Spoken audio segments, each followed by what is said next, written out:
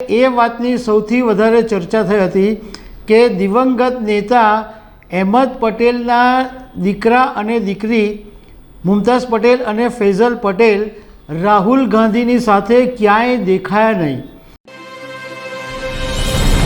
નમસ્કાર દર્શક મિત્રો, કોંગ્રેસ નેતા રાહુલ ગાંધીની ભારત જોડો ન્યાય યાત્રા જ્યારે ગુજરાતમાં આવી અને ગુજરાતમાંથી ભરૂચ બેઠક પરથી જ્યારે પસાર થઈ ત્યારે એ વાતની સૌથી વધારે ચર્ચા થઈ હતી કે દિવંગત નેતા અહેમદ પટેલના દીકરા અને દીકરી મુમતાઝ પટેલ અને ફૈઝલ પટેલ રાહુલ ગાંધીની સાથે ક્યાંય દેખાયા નહીં। એટલે એવી ચર્ચા શરૂ થઈ છે કે જે મુમતાઝ પટેલ અને ફૈઝલની નારાજગી હતી તો એને કારણે આ યાત્રામાં રાહુલ ગાંધી સાથે નથી જોડાયા। આ બાબતે અમે મુમતાઝ પટેલની સાથે વાત કરી છે અને મુમતાઝ પટેલે અમને જવાબ પણ આપ્યો છે, તો એના વિશે તમારી સાથે વાત કરીશું। મારું નામ રાજેશ શાહ છે અને તમે જોઈ રહ્યા છો ખબર છે.com। દર્શક મિત્રો, કોંગ્રેસ નેતા રાહુલ ગાંધીની યાત્રા ગુજરાતમાં 7 માર્ચથી 10 માર્ચ સુધી એટલે આજ સુધી હતી। 7 લોકસભા એ 7 જિલ્લાની અંદર રાહુલ ગાંધીની યાત્રા ફરવાની હતી। હવે જ્યારે ભરૂચમાં રાહુલ ગાંધીની યાત્રા પહોંચી ત્યારે બધા લોકોની એ વાત પર નજર હતી કે દિવંગત નેતા અહેમદભાઈ પટેલના દીકરી મુમતાઝ પટેલ અને ફૈઝલ પટેલ એ આ રાહુલ ગાંધીની યાત્રામાં જોડાય છે કે નહીં, પરંતુ રાહુલ ગાંધીની યાત્રામાં મુમતાઝ પટેલ કે ફૈઝલ પટેલ કોઈ પણ દેખાયું નહીં। એટલે ઘણા બધા લોકોએ ચર્ચા શરૂ કરી કે આ એમની હજુ પણ નારાજગી લાગે છે।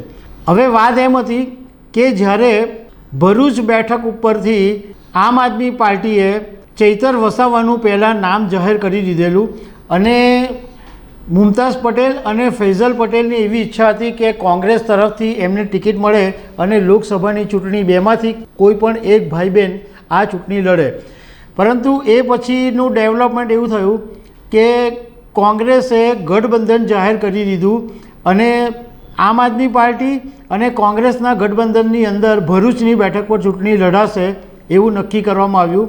એટલે આ બાબતથી મુમતાઝ પટેલ અને ફૈઝલ પટેલ બંને બહુ જ નારાજ હતા। હવે મુમતાઝ પટેલને અમે ફોન પર વાત કરી કે રાહુલ ગાંધીની યાત્રા ભરૂચમાં પહોંચી ત્યારે તમે અને તમારા ભાઈ ફૈઝલ પટેલ કેમ દેખાયા નહીં? તો મુમતાઝ પટેલે જવાબ આપ્યો કે પોતે બીમાર છે અને દિલ્હીમાં છે અત્યારે, અને એમના ભાઈ જે ફૈઝલ પટેલ છે એ પણ બીમાર છે અને હોસ્પિટલમાં છે। મુમતાઝ પટેલે કીધું કે કોંગ્રેસથી નારાજ થવાનો કોઈ સવાલ જ નથી અને સાથે સાથે એમ પણ કીધું કે અમે કોંગ્રેસમાં જ છીએ, કોંગ્રેસમાં જ રહેવાના છે। કારણ કે મુમતાઝ પટેલ અને ફૈઝલ પટેલની નારાજગી પછી એ વાતની પણ ચર્ચા ઉઠી હતી કે બંને ભાઈ બહેનો કોંગ્રેસ છોડીને ભાજપમાં જઈ શકે છે। તો મુમતાઝ પટેલે કીધું કે અમે તો કોંગ્રેસમાં જ છીએ અને કોંગ્રેસની અંદર જ રહેવાના છે।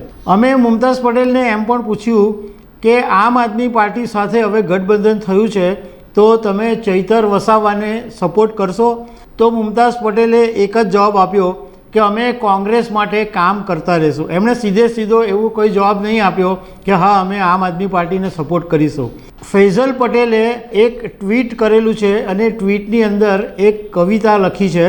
એમાં ફૈઝલ પટેલે એમ લખ્યું છે કે ખોકર પાને કા મજા હી કુછ ઓર હૈ, रोकर मुस्कराने का मज़ा ही कुछ और है, हार तो ज़िंदगी का हिस्सा है मेरे दोस्त, हारने के बाद जीने का मज़ा ही कुछ और है।